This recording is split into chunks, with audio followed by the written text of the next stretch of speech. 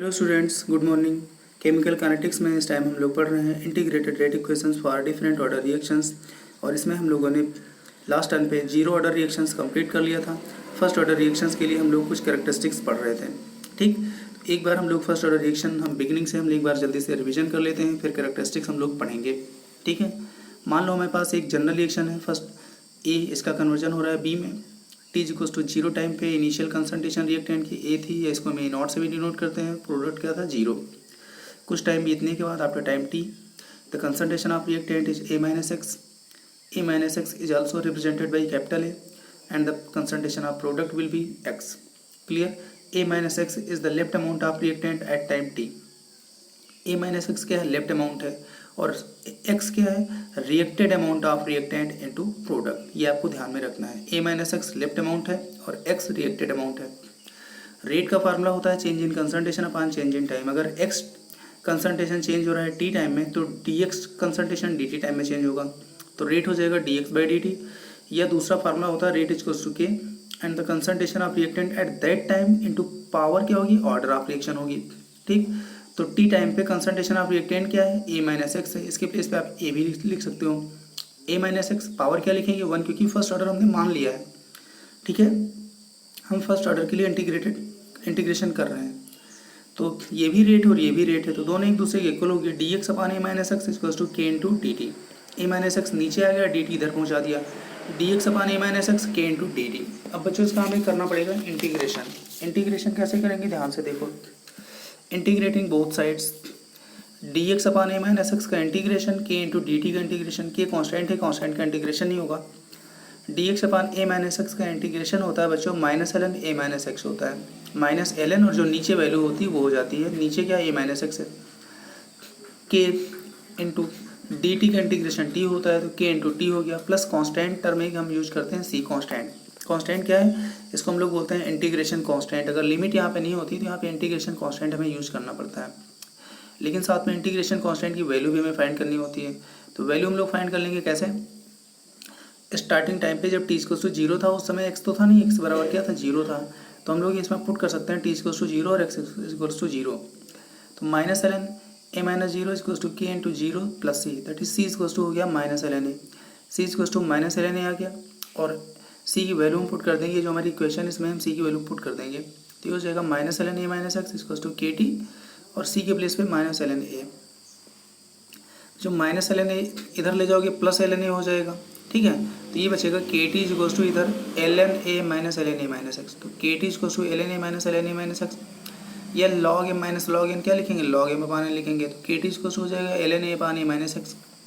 L N हटा के अगर हम लॉग बेस 10 लाएँ तो हो जाएगा 2.303, तो यहाँ पे लिखेंगे 2.303 लॉग बेस 10, और टी अगर नीचे पहुँचाएंगे तो अपान में हो जाएगा K is equals to 2.303 upon T log base 10 A upon A minus X.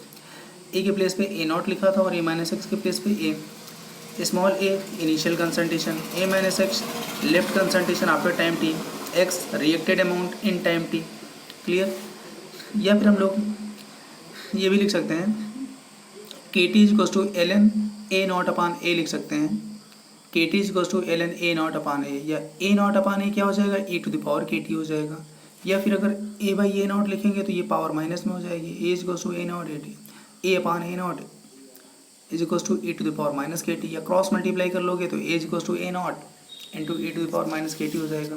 तो ये भी integrated rate equation first order है, लेकिन ये एक्सपोनेंशियल फॉर्म में है। ई एक्सपोनेंशियल टर्म है जिसकी वैल्यू होती है 2.69 होती है। ठीक है, कैरेक्टरिस्टिक्स हम लोग लास्ट टाइम पे पढ़ रहे थे। कैरेक्टरिस्टिक्स में सबसे पहली बात, अगर कोई भी रिएक्शन अगर फर्स्ट ऑर्डर की है तो वो इस फर्स्ट ऑर्डर की सभी इक्वेशन को फॉलो करेगी, चाहे ये हो चाहे एक्सपोनेंशियल फॉर्म में हो, किसी भी फॉर्म में हो। तो any first order reaction must follow the equation K is equals to 2.303 by T log base 10 A naught by A, और K T is equals to L N A upon A minus X, या L N A naught upon A, कुछ भी लिख सकते हो जो भी value आपको बताई गई है। तो यहाँ से के टी अगर फाइंड करना चाहो तो L N A naught minus L N M लिख सकते हैं, L N A naught minus L N A लिख सकते हैं। ठीक है, यहाँ से अगर एल एन ए इधर लाओगे के टी उधर पहुँचाओगे तो ये हो जाएगा L N A is equals to minus K T plus L N A naught. ये Y is equals to M X plus C से कंपेयर कर दो, वाई एक्सेस पे एल एन ए आ जाएगा, एम के प्लेस पे माइनस क्या आ जाएगा, एक्स एक्सेस पे टाइम आ जाएगा, और इंटरसेप्ट क्या होगा, log L N A naught. तो ये एक्स एक्सेस पे टाइम है, वाई एक्सिस पे ln a है, ठीक है। एक इंटरसेप्ट जो पॉजिटिव है, इसलिए पॉजिटिव वाई एक्सिस पे आप कोई पॉइंट सेलेक्ट कर लोगे, ये पॉजिटिव पॉइंट हो गया। यहाँ से यहाँ तक क्या है, ln a नॉट है। Slope negative, theta more than 90 होगा, ग्राफ नीचे आ जाएगा और ये स्लोप क्या होगा, माइनस के होगा। दूसरा अगर हम ग्राफ प्लॉट करें लॉग बेस 10 ये वर्सेस टाइम में, तो आपको लॉग बेस 10 है, ये देखो यहाँ पे था, यहाँ से के टी अपॉन 2.303 क्या हो जाएगा, log A naught minus log A. अगर लॉग ए आप इधर लाओगे तो ये सारी के टी बाई 2.303 उधर माइनस में हो जाएगा। तो log A is equals to minus K by 2.303 into T plus log base 10 A naught. Comparing this equation with straight line equation Y equals to M X plus A. On the Y axis log A होगा, M slope minus K by 2.303, X axis पे time होगा, intercept यहाँ पे क्या बताएगा, log A not, ठीक है। तो ये पॉजिटिव इंटरसेप्ट है, वाई एक्सिस पे लॉग ए है, एक्स एक्सिस पे टाइम है, स्लोप क्या है minus K by 2.303। Slope graph नीचे क्यों आएगा, क्योंकि स्लोप निगेटिव है, थीटा मोर देन 90 होना चाहिए, ठीक है। नंबर बी हमारा half life period, that is T half. T half actually है क्या, half life period, it is the time in which any substance left in 50% of its initial amount. कोई भी reactant 50% अगर अपनी इनिशियल अमाउंट का बचता है जितने टाइम में, that is known as half life. तो T equals to T half, तो एक्स इक्वल्स टू क्या हो जाएगा, ए बाई 2 हो जाएगा। Putting these value in equation, integrated rate equation for first order reaction, that is T half equals to 2.303 by K log base 10 A upon A minus A by 2, ये हो जाएगा 0.693 अपान के हो जाएगा। तो टी हाफ क्या आ गया, 0.693 अपान के। तो टी हाफ में इनिशियल कंसंट्रेशन नहीं है, इनिशियल कंसंट्रेशन नहीं है, इसका मतलब ये हुआ कि फर्स्ट ऑर्डर की जो रिएक्शन है वो initial concentration T half initial concentration पे डिपेंड नहीं करता है, इंडिपेंडेंट होता है। ये बात हमें याद रखनी पड़ेगी। Clear student. Now second, T half directly proportional to A to the power 0, ये ऊपर 0 लिखा हुआ है, इसका मतलब half life period for first order reaction is independent of its initial concentration. अब इसके बाद बच्चों अगर आपसे पूछा जाए कि भाई कोई भी फर्स्ट ऑर्डर रिएक्शन है T3/4 या T75% में कितना टाइम लगेगा, 75% कम्प्लीट होने में कितना टाइम लगेगा, तो क्या हो जाएगा 2 इंटू टी हाफ। 99.9% कम्प्लीट होने में कितना टाइम लगेगा, 10 टी हाफ लगेगा, ठीक है। Next average life. Average life actually lambda से डिनोट करते हैं। एवरेज लाइफ का मतलब होता है the reciprocal of rate constant. The reciprocal of rate constant that is lambda is equals to 1/k and k is equals to होता है 0.693 upon T half. तो 1/k क्या हो जाएगा, टी हाफ बाई 0.693। इसकी 1 अपॉन 0.693 क्या होता है, 1.44 होता है। तो lambda is equals to 1.44 into T half. Number D, if concentration of reactant at time T1 is equals to A1 and at time T2 भी A2, देन अगर कोई भी हमारी फर्स्ट ऑर्डर की रिएक्शन है और आपसे कहा गया कि रिएक्टेंट की कंसंट्रेशन T1 टाइम पे A1 है और T2 टाइम पे A2 है, what will be the rate constant. The rate constant K will be 2.303 upon T2 minus T1 log base 10 A1 by A2। Okay, now next number A, T half for nth order reaction. अगर हम nth order reaction के लिए T half और initial concentration में अगर हम relation लिखना चाहें तो रिलेशन हमारा होता है T half directly proportional to 1 upon A naught power n minus 1। A naught है initial concentration, power n minus 1। अब अगर आपको जीरो ऑर्डर की पूछा जाए तो 0 माइनस 1 ऊपर हो जाएगा। तो कहने का मतलब वहाँ पे टी हाफ जो है इनिशियल कंसंट्रेशन के डायरेक्टली प्रोपोर्शनल है।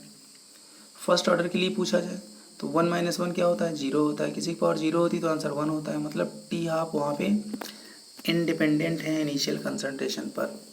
तो ये nth ऑर्डर के लिए आप ये कॉन्सेप्ट आप यूज कर सकते हो किसी भी न्यूमेरिकल में। तो T half 1 upon A not n minus 1, ये ऊपर जाएगा तो 1 माइनस n हो जाएगा, ठीक है। तो अगर कोई सेम रिएक्शन है उसके लिए दो डिफरेंट कंसंट्रेशन दे दी जाए तो उसके टी हाफ का रेशियो क्या हो जाएगा, T half 1 upon T half 2 is equals to A2 upon A1 to the power n minus 1, ठीक है। A2 upon A1 to the power n minus 1। या अगर हम n है ऑर्डर ऑफ रिएक्शन, या अगर हम ऑर्डर ऑफ रिएक्शन डायरेक्ट लिखना चाहें तो order of reaction is equals to होगा 1 plus log T half 1 minus log T half 2 upon log A2 minus log A1। T half 1 is the half life of concentration A1 and T half 2 is the half life of concentration A2।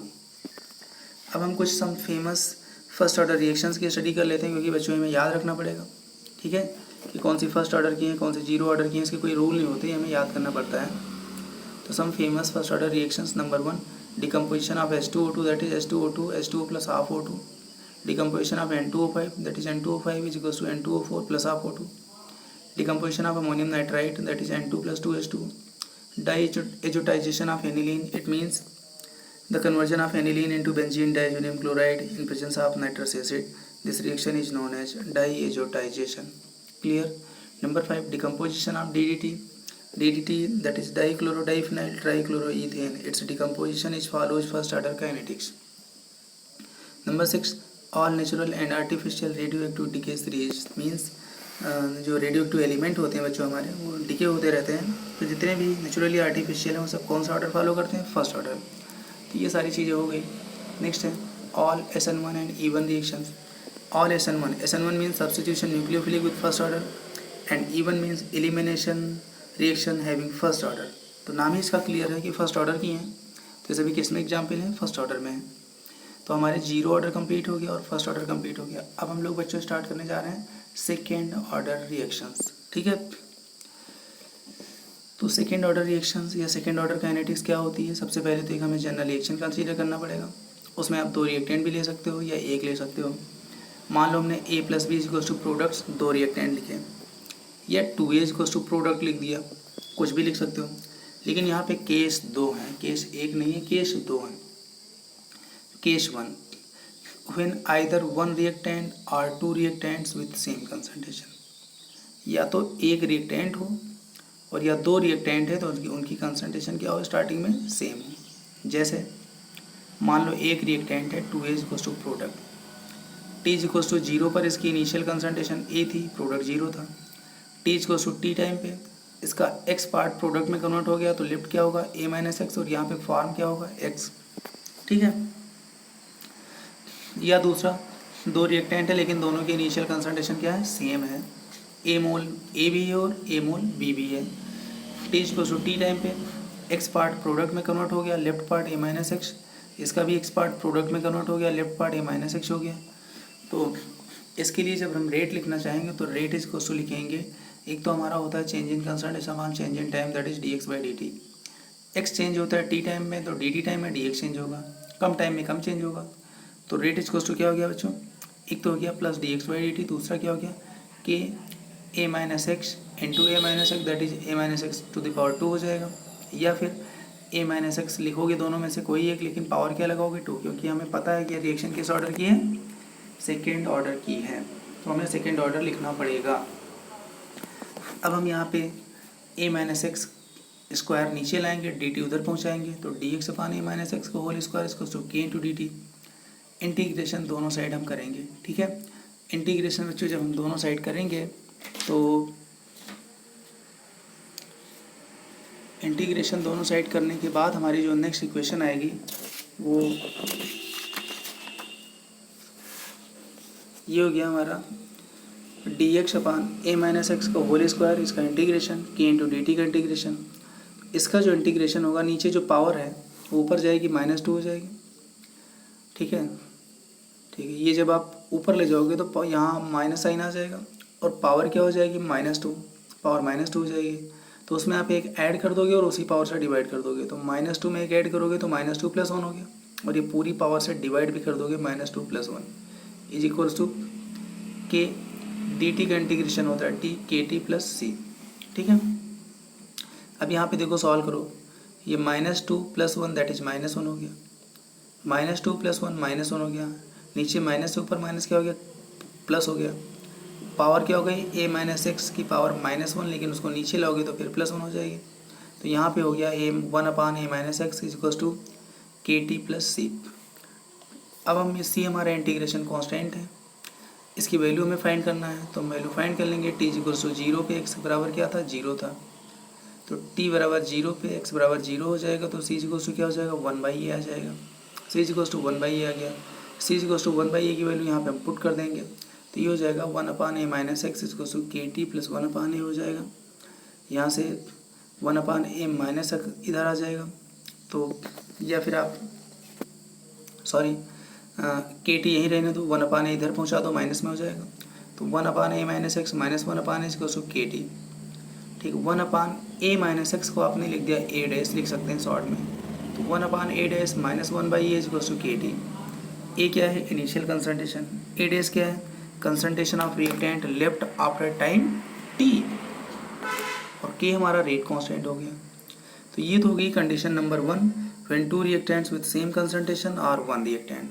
But case second है बच्चों, when two reactants having different concentration initial time में। When two reactants have different concentration या different initial concentrations, A plus B is equals to products, T is equals to 0.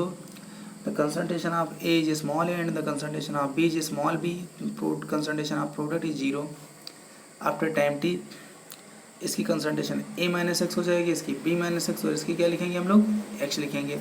ठीक है। Rate equals to क्या होता है? dx by dt, change in concentration upon change in time. या दूसरा formula होता है रेट इक्वल्स टू के, जितने भी रिएक्टेंट है सबकी कंसंट्रेशन को मल्टीप्लाई कर लेते हैं, K A minus X B minus X, integration both sides, दोनों साइड इंटीग्रेशन करने के बाद बच्चों यहाँ पे इंटीग्रेशन को हमने शॉर्ट में इक्वेशन में कन्वर्ट कर दिया, क्योंकि आपको इंटीग्रेशन से ज़रूरत नहीं है, आपको इस इक्वेशन से ज़रूरत है, और इक्वेशन न्यूमेरिकल में काम आएगी, इंटीग्रेशन बड़ा है। तो T is equals to 1/k 2.303 upon a minus B log base 10 B A minus X A B minus X. ये है integrated rate equation for second order reaction when both reactants have different concentration. Clear? तो ये equation आपको याद होनी चाहिए।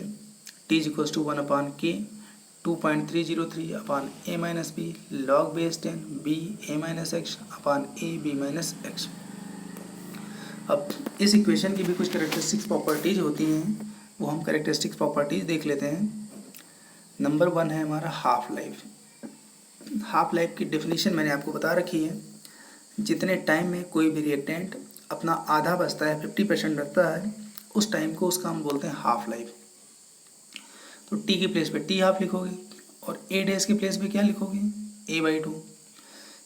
तो यहाँ से इसको सॉल्व करोगे, वैल्यू पुट करके तो हमारा आंसर आ जाएगा T half equals to 1/a into K, 1/a into के। अब अगर हम यहाँ पे एक ग्राफ प्लॉट करते हैं, ठीक है बच्चों, ग्राफ अगर प्लॉट कर रहे हैं रेट और कंसंट्रेशन स्क्वायर में, तो रेट और कंसंट्रेशन स्क्वायर के बीच में जो ग्राफ होगा वो स्ट्रेट जाएगा, ओरिजिन से पास होगा। रेट कंसंट्रेशन स्क्वायर, स्लोप इसका क्या बताएगा? के बताएगा। लेकिन अगर हम इसमें ग्राफ प्लॉट करें, जो मैंने अभी बताया था 1/a dash and 1/k equals to kt, इसमें अगर हम y एक्सिस पे 1/a डैश रखें, x एक्सिस पे अगर हम टाइम रख लें, ठीक है, तो जब टाइम रख लें तो यहाँ पे जो इंटरसेप्ट आएगा वो आएगा 1/a, और इसका जो स्लोप होगा k होगा, स्लोप पॉजिटिव होगा, थीटा लेस देन 90 होगा, ग्राफ ऊपर जाएगा। ठीक है। इसमें अगर आपको t 60% कंप्लीट होने में टाइम पता करना है, तो t 60% कंप्लीट होने में टाइम कितना लगेगा? 1.5 into T half, that is 1 plus half T half. कुछ रिएक्शन सेंस की हम देख लेते हैं जो सेकेंड ऑर्डर की हैं, जो हमें याद करनी पड़ेगी। Some famous reactions of second order reactions: H2 plus I2 2HI, CH3COOC2H5 plus H2O, CH3COOH plus C2H5OH। लेकिन ये किस मीडियम में होना चाहिए? एल्कलाइन मीडियम में। All SN2 and E2 reactions, electrophilic substitutions in benzene, भी सेकेंड ऑर्डर की है। Decomposition of NO2, 2NO2, 2NO plus O2,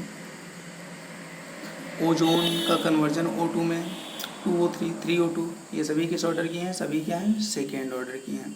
तो सेकेंड ऑर्डर के बच्चों एग्जाम्पल हमें क्या करने पड़ेंगे? याद करने पड़ेंगे। तो ये जनरल कैरेक्टरिस्टिक प्रॉपर्टीज़ थी सेकेंड ऑर्डर की। इसके बाद बच्चों हमारी जो रिएक्शन है वो है थर्ड ऑर्डर। ठीक है, तो हम लोग एक बार थर्ड ऑर्डर देख लेते हैं। Third order integrated rate equation of third order reaction.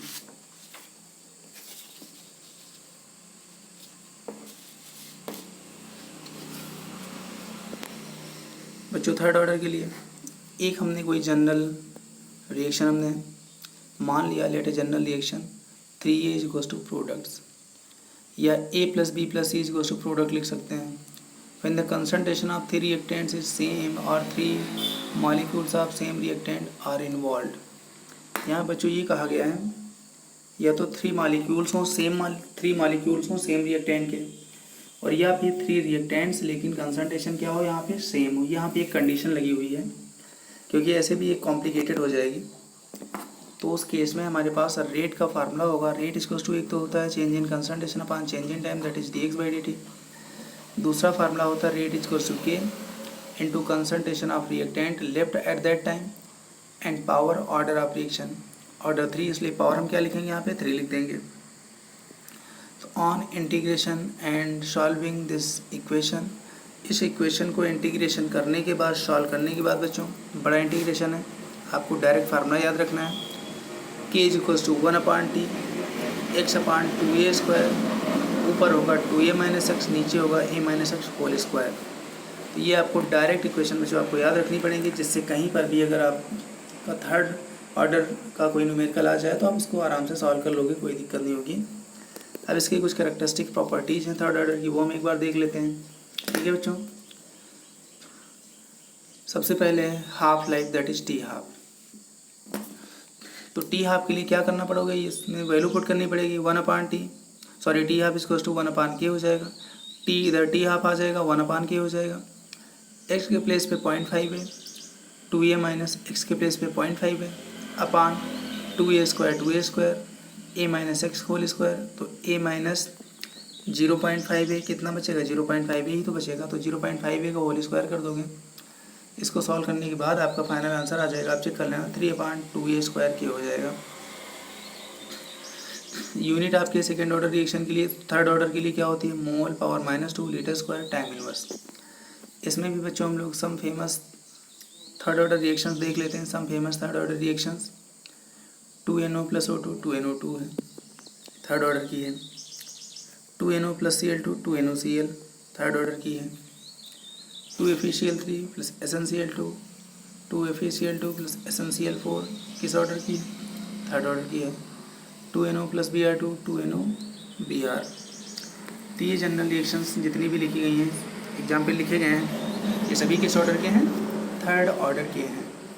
अब बच्चों इसमें एक हम छोटा सा क्वेश्चन सॉल्व कर लेते हैं, numericals number 1। A first order reaction has rate constant k equals to 5.5 × 10⁻14 second inverse, calculate the half life of reaction. देखो यहाँ पे रेट कांस्टेंट k की यूनिट क्या है, टाइम इनवर्स है, इसका मतलब क्या है, फर्स्ट ऑर्डर की है। वैसे भी क्वेश्चन में फर्स्ट ऑर्डर बोल दिया गया है, तो फर्स्ट ऑर्डर में टी हाफ आपको फाइंड करना और रेट कांस्टेंट k दिया गया है।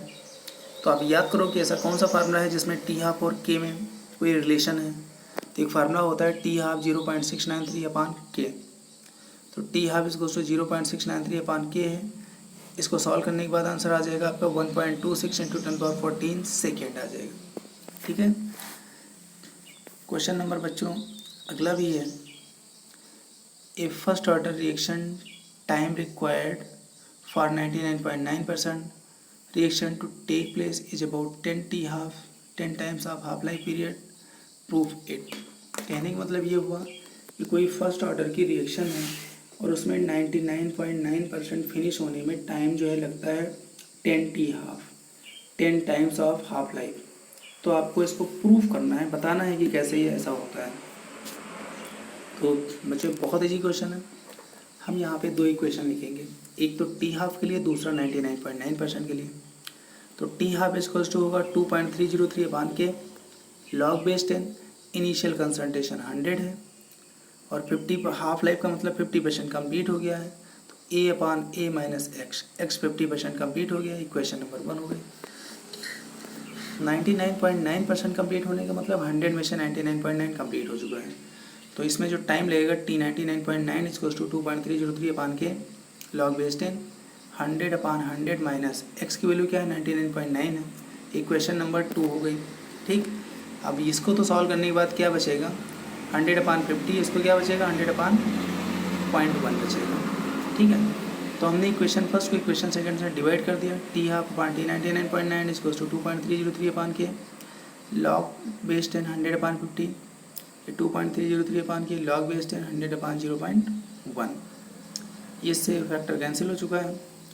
टी हाफ अपान टी 99.9 इसको टू, यहाँ पे ऊपर क्या बचेगा log 2, नीचे ये log 1000 हो जाएगा, 1000 की वैल्यू होती है 3 होती है, log 2 की वैल्यू 0.30 होती है, 0.30 अपान 3 हो गया। यहाँ से अगर टी 99% फाइंड करना चाहें तो 3t हाफ अपान 0.30, 3t हाफ अपान 0.30, पॉइंट से हटाओगे 2 जीरो बढ़ाओगे तो 30 10 जा 300 होता है। तो कुल मिला के ये 10 टाइम्स आ गया हाफ लाइफ के। तो फर्स्ट ऑर्डर कोई भी रिएक्शन हो, अगर उसमें 99.9% कंप्लीट होता है तो 99.9% कंप्लीट होने में जो टाइम लगता है वो हाफ लाइफ पीरियड का 10 टाइम्स होता है विथ डेरिवेशन विथ प्रूफ। ठीक है स्टूडेंट्स, तो इसके आगे बच्चों हम लोग नेक्स्ट टर्न पे पढ़ेंगे नेक्स्ट वीडियो लेक्चर में। Thank you, very good.